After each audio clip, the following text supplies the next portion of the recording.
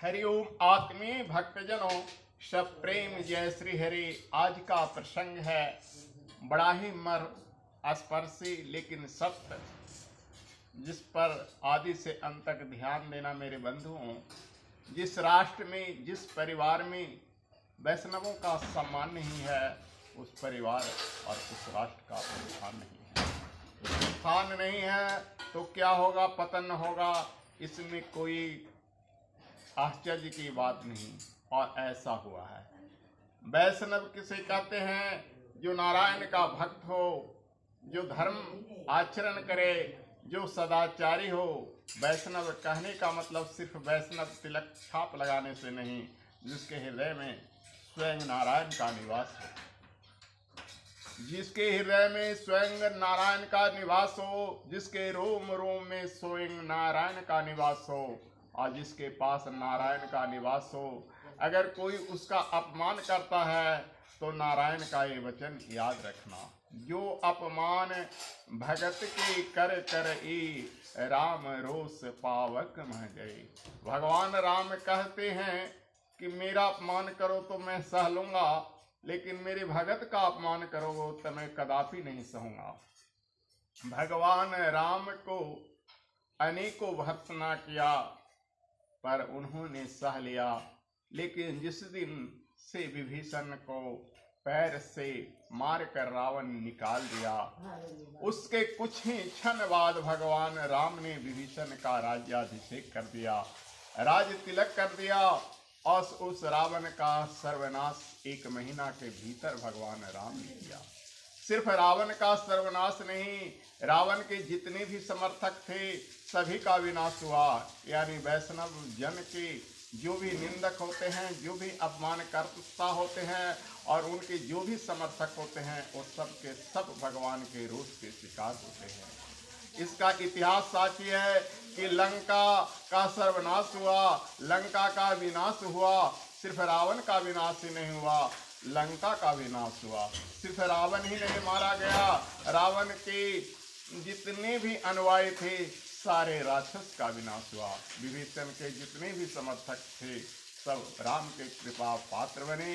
विभीषण के राज्याभिषेक के बाद वही राजमंत्री मंडल में आए, वही विभीषण से प्रजा कहलाए। एक उदाहरण तुम्हें रामायण से दिया, दूसरा उदाहरण आपका महाभारत का रखता हूँ।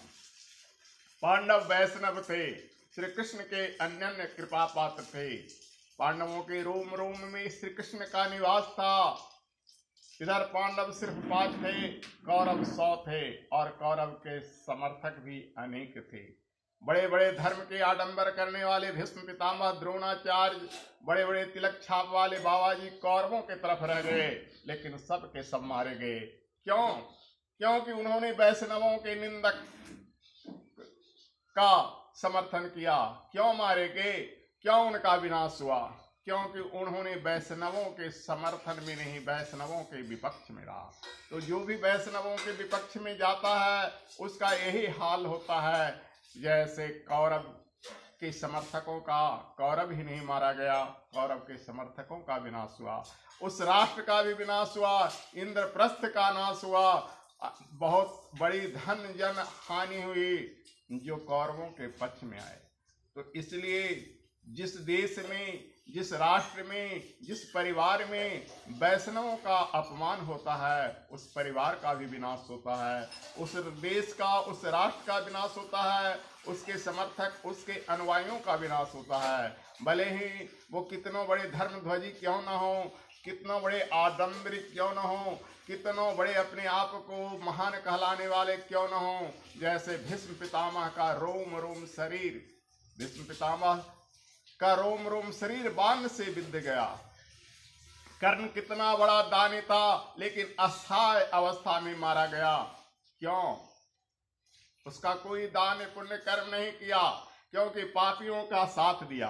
पापियों के साथ देने वाला का वही बुरा हाल होता है। जैसे द्रोणाचार्य का हुआ, जैसे भीष्म पितामह का हुआ, जैसे कृपाचार्य का हुआ, दानवीर कर्ण का हुआ, इंद्रप्रस्थ का विनाश हुआ। महाभारत में जो भी कौरव के समर्थक में आए उन सब का विनाश हुआ। वैसे ही ध्यान रखना, अगर तुम वैष्णवों से लोहा लोगे, अगर तुम वैष्णवों के विपक्ष में जाओगे तो तुम्हारा सर्वनाश कोई नहीं रोक सकेगा, क्योंकि वैष्णवों के समर्थक सुदर्शन चक्रधारी भगवान नारायण होते हैं और नारायण के सुदर्शन से कभी कोई बचा नहीं है। जय श्री हरि। हरि ओम तत्सत। ओम।